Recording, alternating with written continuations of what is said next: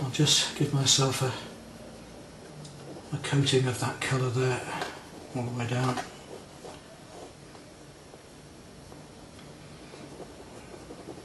And we'll just deaden some of that gold slightly there, because on the photograph it's rather fun. It does deaden down there a bit. So we can use the pastels over it. It's purely experimental, but great fun. Even some white coming in there. Let's see what we can do with that. Gold can shine through the opaqueness of the pastel as well. It's rather fun, letting that in. And again, it's like a jigsaw pattern again. We're painting the right colours in the right places, in the right shapes, and hopefully at the end of it all we will have what we're after. To mix these colours, so down here there's a strange sort of mixture of pinks and blues and yellows going on right through it. Again, there's all these patterns that I've got to remember, which I've got to go back onto later. I'm going to put this pink on and then come back and blend it and then add more colours over the top. We can scratch through this stuff, we can work into it, we can do all sorts of wonderful things. It's really a pattern and design we're thinking of doing here. It's not a figurative piece, it is abstracting, although it's using figurative images. And anyway, there's a lot of abstraction in any figurative painting, whatever. There has to be, for the design sense, and all these different dimensions and planes in the picture as well, from all these reflections, which is another reason I chose it. So we can blend and we can smudge and we can smooth, and see how now it's getting very fluid, and I can actually start to get in with my finger there and blend it into the surface of this canvas. I can do that either way, by using the terps as I have here and then blend it afterwards, look. So I've got the brush marks and actually the fluidity of it, and I can work over the top of things and blend them in. Semi-transparent look to it this way. We can let the dark shine through, or we can work with the canvas shine through, we can work right into it, blending and rubbing, building it up and building it up, these lovely opaque layers.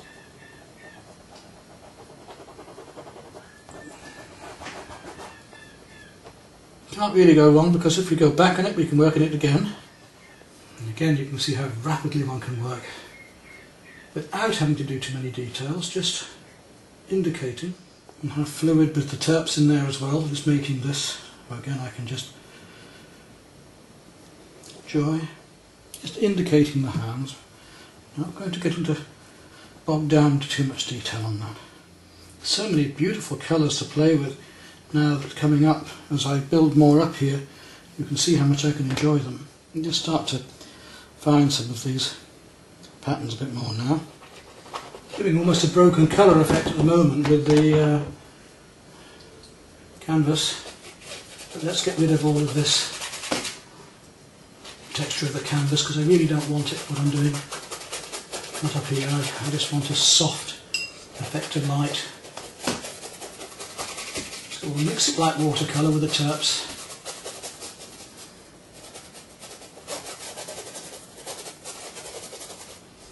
Some quite nice brush strokes going. I'll come back with my fingers into that later and model it in as I put more paint into it. I'll just sort of indicate the eyes a bit now. And we can blend that in again with our finger to get rid of this texturing that we don't really want there. I want a softer effect, as I say, so I'm going to blend that blue in. You see that terps has dried enough now for me to go back into it and start to work a few other colours again. I'm starting to add some lines and perspective as well now, because there is a lot of perspective going on in here from the reflections of the street that we're actually standing on taking the photograph. And you can see how it's gradually building up now. So it's working between direct pastel, my finger, the brush and terps.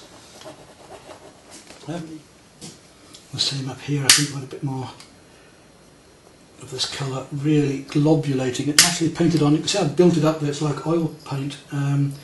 Big strokes there. It's softer, so I'm able to really plaster and lather it on. And it shows it's worth experimenting. I mean, these are things I haven't done before. I haven't seen them done before. So as I experimented years ago with the acrylic inks and using acrylic inks and pastel over the top, and not many people have done that before, but of course it's a fairly well-known thing now. The gold leaf is resisting it just a little bit, so this way of lathering it on with the flame to get it hot enough is quite a good idea. Look where our warms and cools are. There's windows reflecting in the background here. So a very decorative piece, deliberately using the decorative images that were within this and expanding on them. Could easily use a whole set of oil pastels on this job, I reckon, without worrying too much. We're just starting to get the feeling of this being more than one dimension. There are just so many colours in this, it's actually very difficult to, because you're looking at making the eye actually look at different planes in the actual photograph, so I'm having to work quite hard to see where patterns and colours are. And you can glaze these colours one over another, as you can see. I could use my ordinary oil paint to do this, but I'm just enjoying these techniques for the moment. Don't always work along things, work across them as well, especially when you're drawing arms or figures. Work across the bodies and work darker and darker and stronger.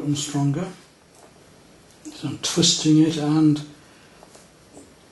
working it right into the surface of this in a heavy layered way, like almost like brushing oil paint on now. And this place through, you only want the gold just sort of gleaming through. We don't really even want it showing too much. It definitely needs the flame to cover the gold leaf bits here. It won't go over otherwise. Now this is going into our film of painting in town and country, because obviously it's a towny one. And I'm just starting to play with these patterns a bit more now that are around the background of this, as you can see. Still got too much of the black canvas. You do want some darks back here, but I don't want that texture showing as much as it is. So I'm going to get in there with the terps and come back in a moment with pastel over it. The main thing is to show you the versatility and where you can work so lovely and loosely. There we've got a nice foundation to our painting. What we're going to do now is just work it up.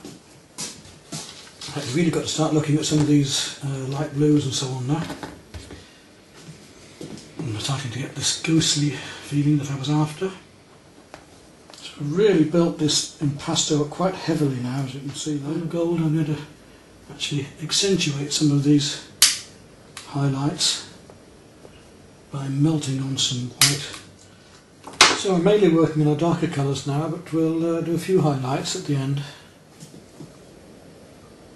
It's these last light highlights and things that can actually help make the painting at the end of all this.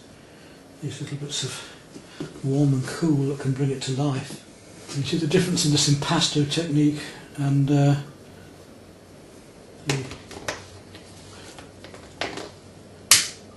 blended colours, quite different. I think we're almost there. There's so many gorgeous colours going on in here that you can keep going on and on and on if you're not careful. It's not always the colour you're working on that's the wrong one. It can so often be one behind, as you see here. It's just knowing when to stop, isn't it?